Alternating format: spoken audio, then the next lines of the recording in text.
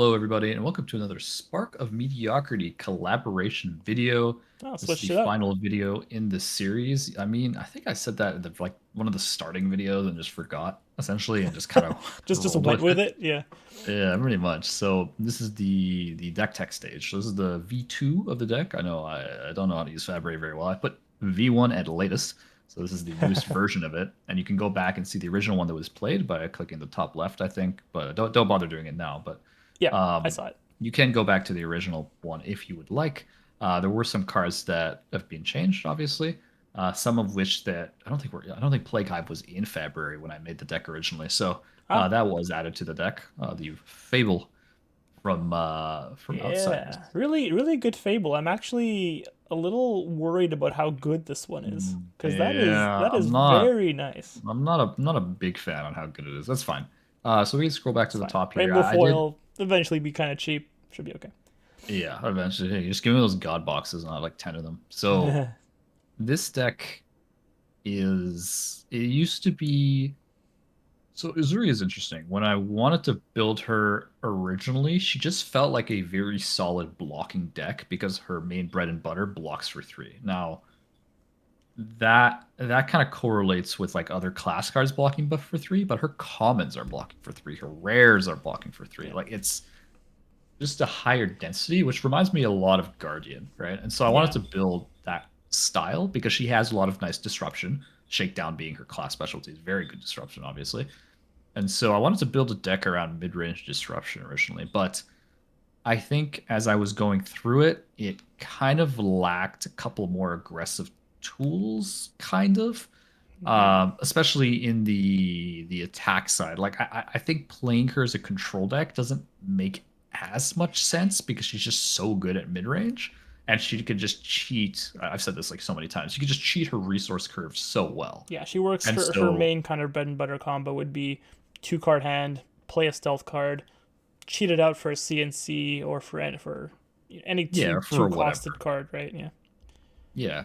And so that was kind of like the philosophy here. Starting with the equipment at the very top. I haven't changed anything for the main board equipment. I still think Black Tech Crown, Flick Tunic, specifically Nerve Spiders. I can see swapping out Nerve for something else for a deck that just like won't play D reacts, I guess. But like into that deck, I don't know how much you're hitting them with knives to begin with. But Yeah. Nerve Scalpel is good specifically because of its interaction with Flick Knives, where you can essentially do whatever and then you can before their if they play a D react, you can flick at them before that D react resolves. So you can flick Nerve Scalpel, Scalpel resolves and hits, assuming it hits, right? Do Yep. the -1 to the next D react. Then there's Sync resolves or Fate for Seeing resolves or whatever, and it'll have the -1 because it's the next defending D react, right? So that's kind of like a nifty thing you can do with Nerve Scalpel, and Hmm.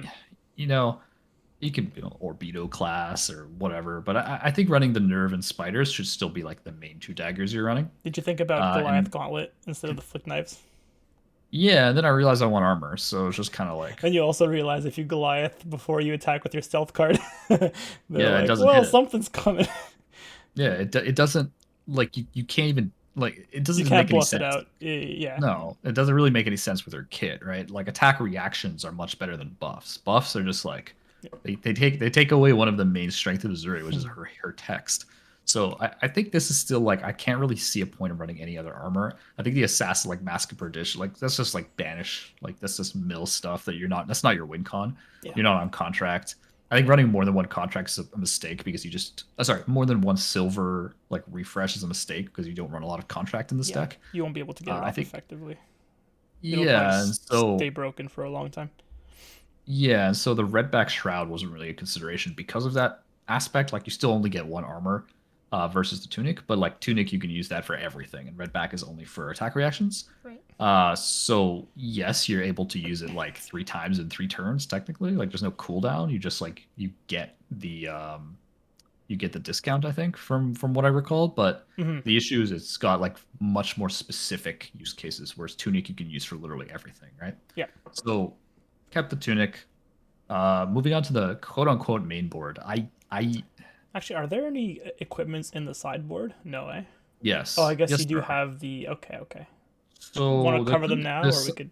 Yeah, the sideboard equipment did change. I used to be on 3 null. I've cut down the blues a little bit, and so I think running 3 null doesn't make any sense because I don't think I have enough blues to support 3 null.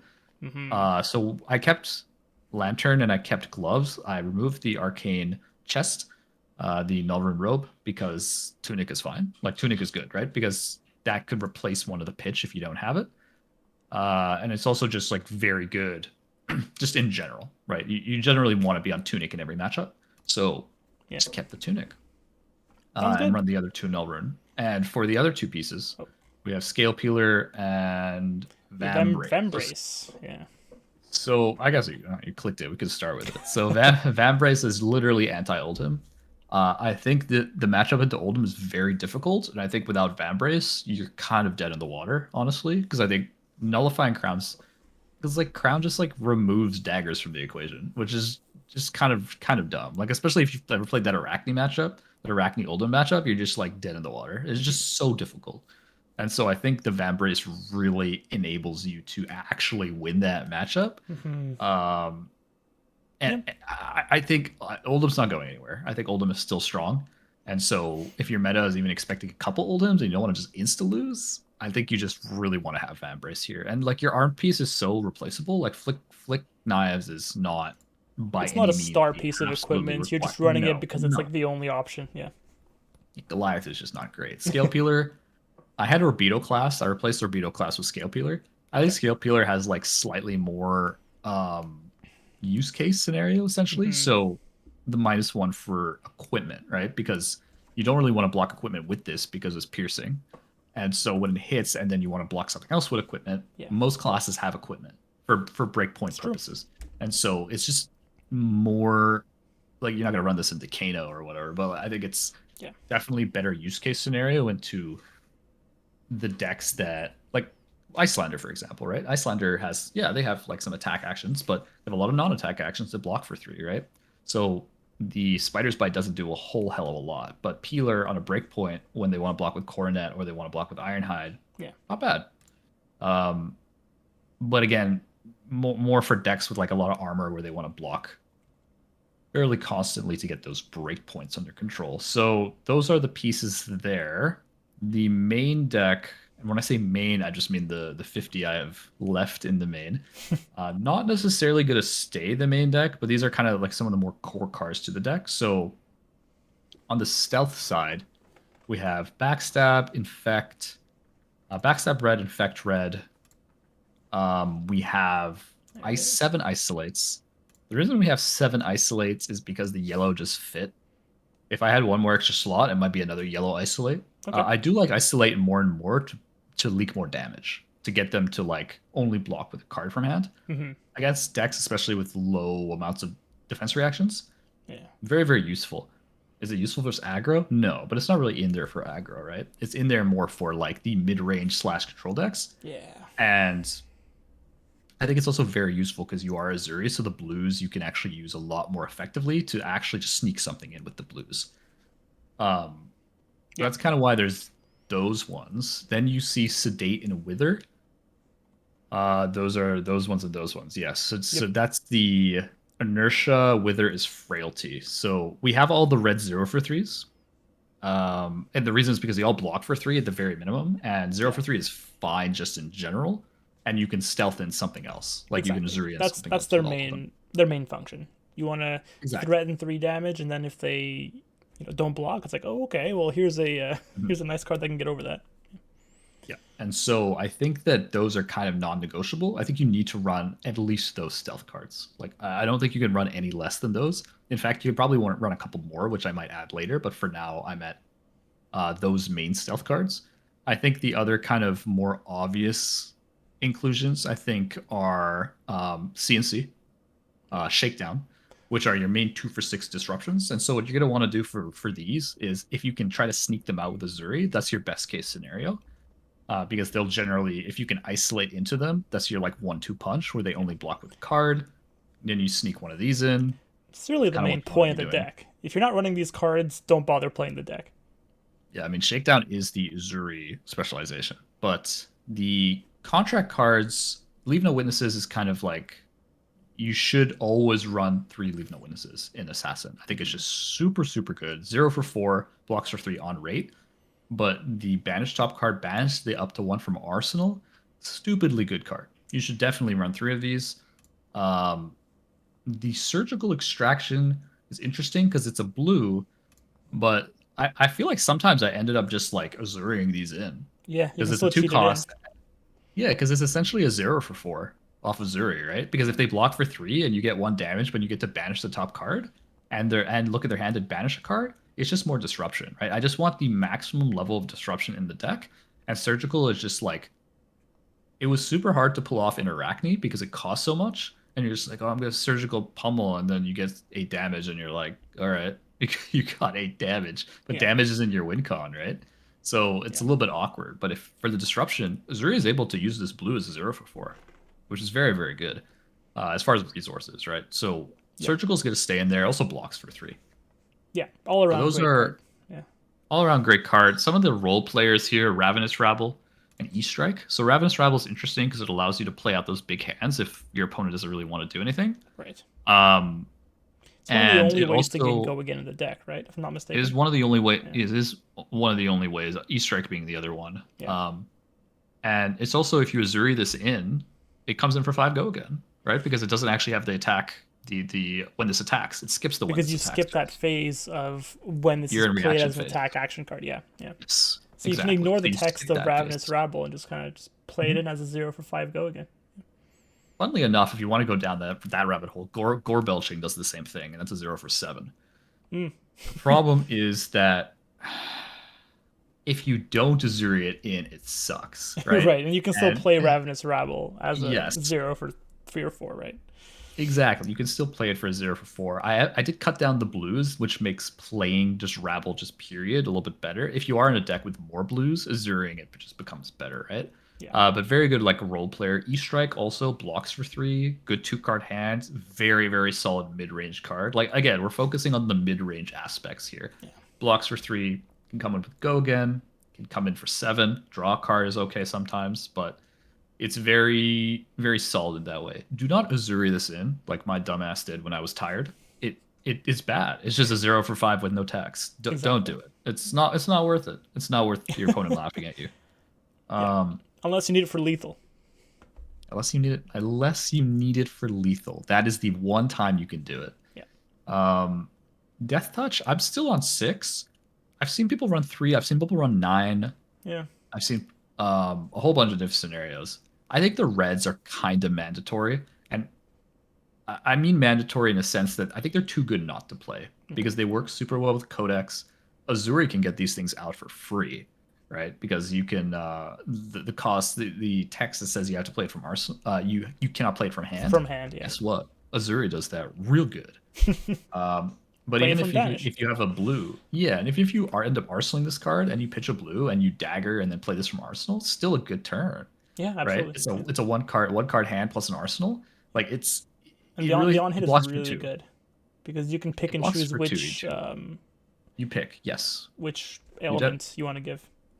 Exactly. So you do definitely pick. Can you imagine you just like pitch Plague Hive, hit him with a dagger, play a stealth card, put this in, you just give him like 2 tokens or something. Like it's good. It's quite a good role player. It blocks for 2, which is my only gripe, but I think if it blocked for 3, it would be like beyond busted. I think it would be like a majestic plus. Yeah. Way too good of a card. 9 for sure if it blocks for 3. Yeah. But it blocks for 2. So I used to be on 9 of these. I've gone down to 6 because I want more 3 blocks. And the Codex is also blocked for 2. So I was getting up there in 2 blocks. Yeah. Speaking of Codexes, I'm still on the 3 Blood Rots. I also have 3 Frailties in the side. That might change. Okay. For now, I think the Blood Rots are always good. Now, I think if you're on 3 Death Touches, I think Blood Rot becomes a lot worse. And the reason I say that is mainly because you're on Tunic, you're able to 2-card Blood Rot and Death Touch out, right? So you can essentially Codex with your empty arsenal, put your Death Touch, use your Tunic, play the Death Touch. They get a Blood Rot regardless. If the Death Touch hits, you can give them another one if they want. Right. And you get the Ponder to refill your arsenal. That's kind of like the 1-2 play. Codex is a yellow, so it can pay for any of your 2 costs from hand also, if that's kind of your style. Yeah. but again, it blocks for 2, and that kind of is going a bit against the core of the deck here. Right. I am looking at that, but I think if you're only on red Death Touch in your deck decision making, Yeah. I think it's worth also revisiting not running triple Blood Rot, because you don't really need to get something in hand into your arsenal other than Death Touch. Like everything else, you can either play out of hand or you can Uzuri in without any problems. Right. Giving them a Blood Rot's fine, but you can't cheat the system like you can with the other codexes, right? Like because this card doesn't say discard a card, you can't play this last and get extra benefit by getting a card from top that's not already in your hand, right? Yep. The last thing is it does still get a card out of your opponent's hand, right? But it's only if they have an empty arsenal. So essentially, if they have the empty arsenal, they put one. They'll put their card in hand to arsenal and only have 3 to block. Yeah. Whereas the other one is like they're discarding a card if they have an empty arsenal, right? So regardless, they're going to discard a card. But here it's a little bit more awkward, I would say. But Yep. that's something to think about. I think the Plague Hive has to come in. If you own one, use it. If not, run another yellow isolate. Okay. Is my opinion. So for people who want a more like a budget option, I guess. It's hard to build budget because the CNC is so damn expensive. But and so That's so true. is Tunic. Pseudo budget, assuming you have CNCs. Yeah, but you can replace CNCs for Wreck Havoc, or any other 2 for 6. Honestly, Humble's pretty good. Wreck Havoc's pretty good. Yeah. I'd say Wreck Havoc's probably a better substitute for CNC specifically. Plague Hive, I would just put in an isolate. The last card I didn't talk about is Concealed Blade. I am less and less high on this card the more I look at it, because while it is a blue block 3, you don't really need blues in this deck nearly as much as I thought you might because of Uzuri. The +1 is fine. It's better than Ancestral. I like it better than Ancestral, if that makes any sense. But I'm down to 3 daggers. I started at 6 daggers at one point. And then I went to 4, I think, in the first version. Mm-hmm. I'm now at 3. Meaning, if I have 3 of these things and I reload a dagger, the other 2 that's are fine. Yeah. Yeah, the other 2 are just block 3s, which is like, well, I could just run more isolates or more just stealth cards that block 3. Like, why do I need 3 concealed blades? Right. So, less high on this card. Haven't really thought about what I want to replace this card with. Yeah, because it still is a block 3. At a minimum, you're right. Blue 0 blocks 3. It's pretty much Dreamline stats, but the effect once you've used 1 is not so great. I guess the benefit of having 3 is that you get the first one earlier, right? You don't have to rely on drawing a single copy of the card. Exactly. Exactly. It's also still a blue, so you can do that play I alluded to earlier. Pitch a blue, swing a dagger, play Death Touch from Arsenal. Right. Or something like that. It still has, and because you're on 6 Death Touches, it makes it a lot more reasonable. But I think like this with Blood Rot is definitely more cycled towards 6 Death Touches. Right? And I think if you were on less, that this card plus Codex of Blood Rot would be 2 cards I would look at removing because they don't have nearly as much utility as they did in the earlier versions. Right? I just really like Death Touch. I'm just a big Death Touch guy. I remember as soon as we reviewed the card together, you were immediately on the card. Big DT gamer. It's big just, DT gamer. Yeah, you just wouldn't shut up about it. So I wouldn't shut up about it. You were right. No, it is a very, very good card. So you're sticking to your guns. Honestly, I can remove Concealed Blade and just run 3 more Death Touches. Yeah. Death Touches. I'm thinking about doing that literally right now because I'm running on 3 Codex of Blood Rot. So you're right. if everyone's at this point and they want to do that, I totally support you and your Death Touch streams. Option. Yeah. If you don't have Concealed Blade. Yeah, because you're only on 3 daggers, so it's just like, okay, well, you could flick something and just not reload it. Like, how often are you swinging 2 daggers at them? Just not often. Not with these many blues. Not with this many blues in your main, right? Yeah. And because the blues are so usable, like you just slam down the blue isolate, and you're just like, that's a card I do want to slam down and sneak something in there, right? Yeah. So I think that's something to consider. Maybe the Concealed Blades could be 3 more death touches, and since you're on Codex of Blood Rot, it's okay. Yeah. Again, jury's out on that one. So looking at the sideboard here, Codex of Frailty is the big one. Mm-hmm. Very, very good card. Definitely underrated it at the beginning. Same. The ability to cheat a card out is just so nice. Like you get skipping to choose that the card. You get to choose the card is really what's so strong about this, right? Because Codex of Inertia is just whatever's on top. So unless you've opted, or unless you've rabbled or something like that. Like if you've rabbled and then you go into Codex of Inertia, not bad. But I think Inertia is way more specific because the Inertia token itself doesn't do a lot for some decks. Like every deck likes arsenals, but very aggro decks are still going to run at your face, right? So I think there's ways to fight around it. Frailty is super good because you get your grave pick, and yeah, if your opponent doesn't have an arsenal and gets something really good, that's fine. But they're gonna have frailty, meaning it's -1. And if you use a arsenal disruption, guess what? That card they put in the grave is now under attack. Yeah, exactly. Leave no witnesses. You can get that back. You can get CNC back. You have plenty of cards that target their arsenal to Right. get back. And so I think frailty, and it pays for itself with the ponder. All Oh, I love that around card. star card. It is in the sideboard, um, specifically because there are matchups where the frailty literally does nothing, Yeah. like the frailty token. But Yeah. honestly, I can consider putting it to the main board because the main board is still 50 something cards. I can definitely consider push shoving into the main board, but it is a very good player. Like to possibly side out like the Codex of Bloodrot, side in the frailties, side out the death touches for maybe some shreds or some D reacts or something like that, like the yellow death touches. I could definitely see that being a thing. Um, the shreds, I'm running yellow and blue. I'm not on the red yet. However, I think it really depends if you want to morph this deck into a more aggro version. You probably want the reds just to be able to get over their D reacts, right? So Right. once they've resolved their D react, you shred it. You shred the red one.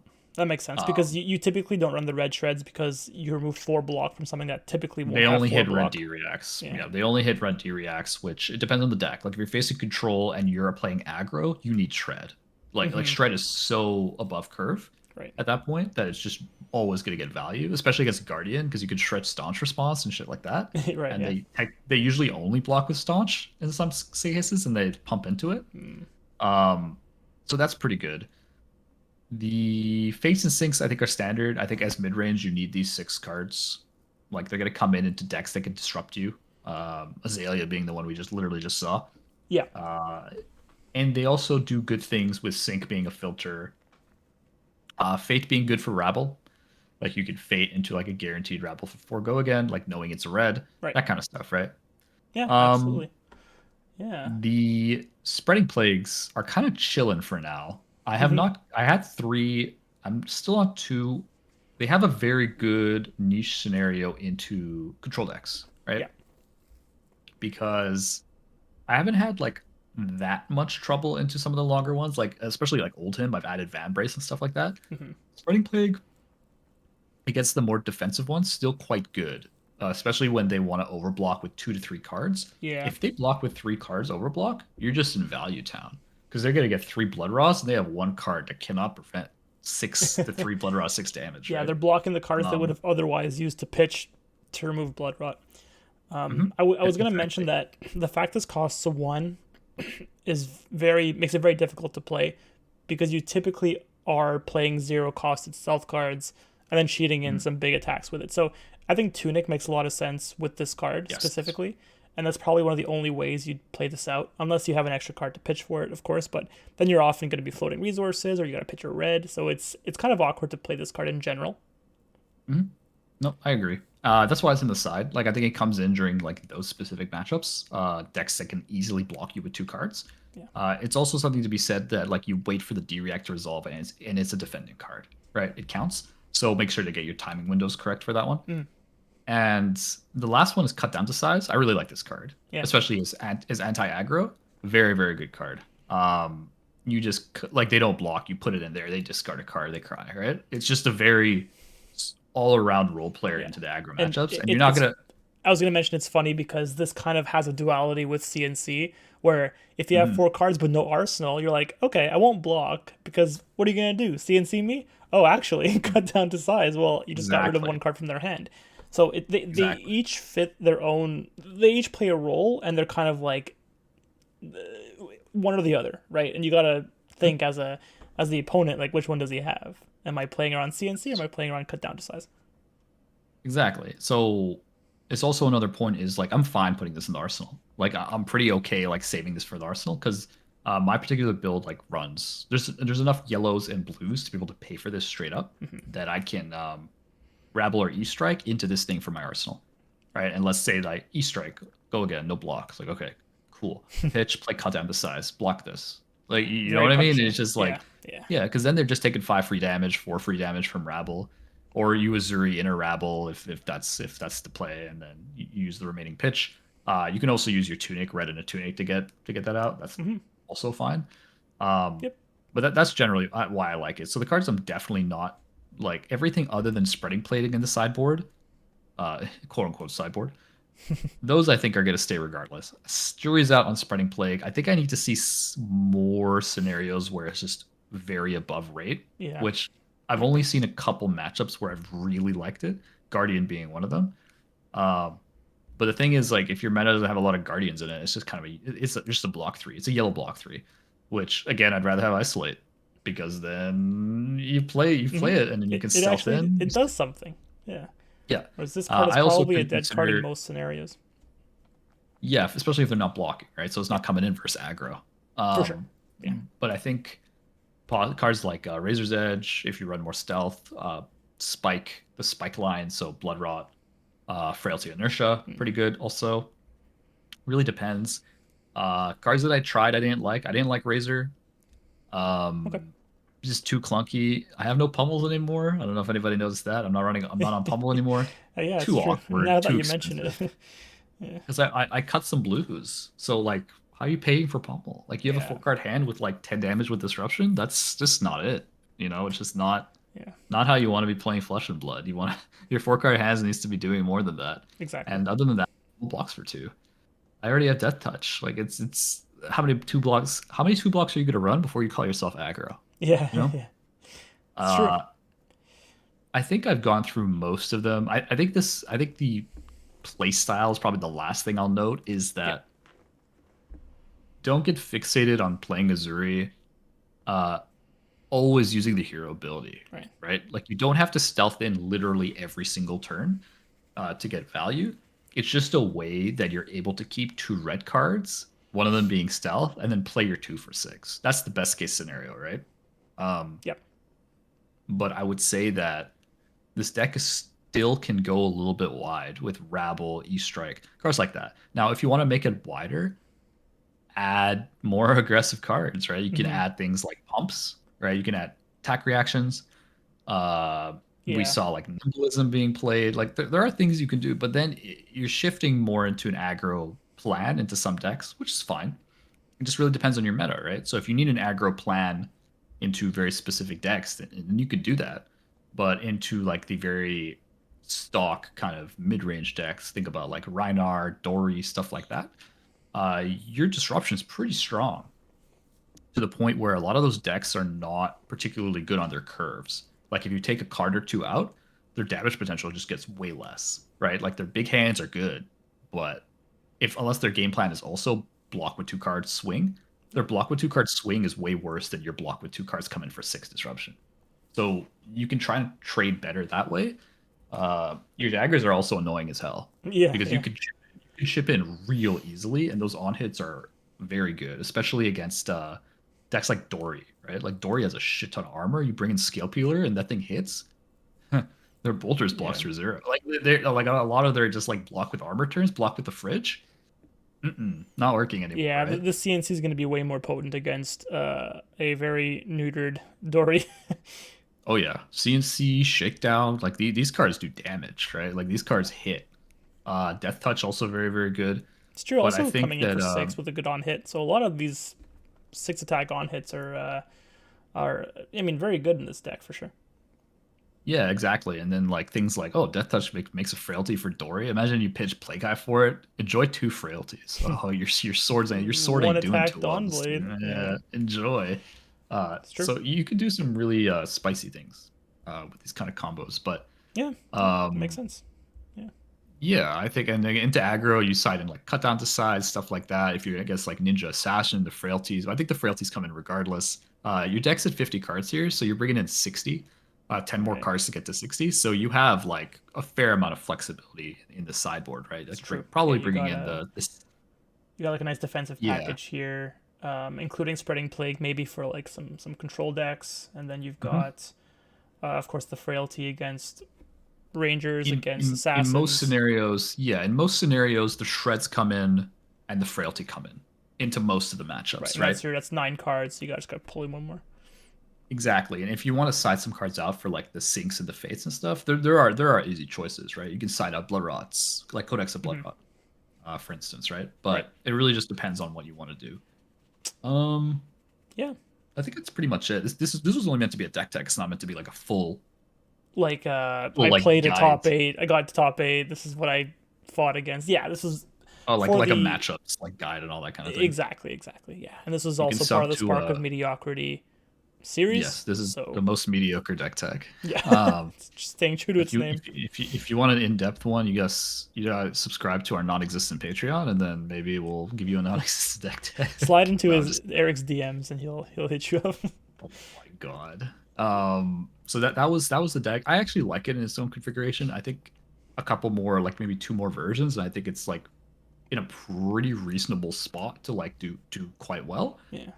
Possibly the concealed blade, maybe the blood rot, death hush, the spreading plague. Like it's getting there, right? It really just depends on what kind of line you want to take. But I actually like playing Uzuri more and more. I didn't think I'd like her that much at the beginning, but I Mm-hmm. think I'm liking her more and more just because I really like mid range, like Yeah. solid mid range. Welcome to Wraith gameplay. Yep. That's what Uzuri emboldens, kind of It's true. Yeah. that kind of pillar. You always got And to I think think about playing what to block with. It's never just I'll take everything and just come back with 4 card hands. Yep, and Plague Hive is kind of funny, and how like you just get like Yeah. random diseases. I mean, I like the card a lot. I didn't think I would, but Same. it's really strong. It's a yellow, which fits perfectly into the Ranger pitch All, curve. all the curves. It fits All into the all the curves. You can pitch it curves. for a single dagger, so You it's just pitch it really for a good. 2 for 6 from hand. Like it's That just too, it like fits with your 2 for 6s. Yeah, it's excellent. Really good. yeah, yeah, it's quite nice. So that was the deck tech. Hopefully everyone kind of liked it. If you have any comments on the deck itself, or you've played it, or anything about the card choices, glad to hear everyone's thoughts. Right? Whether I agree or not with them, that's remains to be seen. But appreciate everyone's kind of commentary on this. And for all the other Spark and Mediocrity videos, they will be on a list in the playlists on OK&Y's channel, and they should be all out by now, so you're able to kind of watch the beginning to end for our deck construction series. So stay tuned for more content revolving limited and constructed, as well as guests and talks and all the stuff that people like to see and or watch. So with that, if you like this kind of content, feel free to like, comment, and subscribe. And from wherever you're watching the world, have a good morning, good afternoon, or good evening. Bye for now.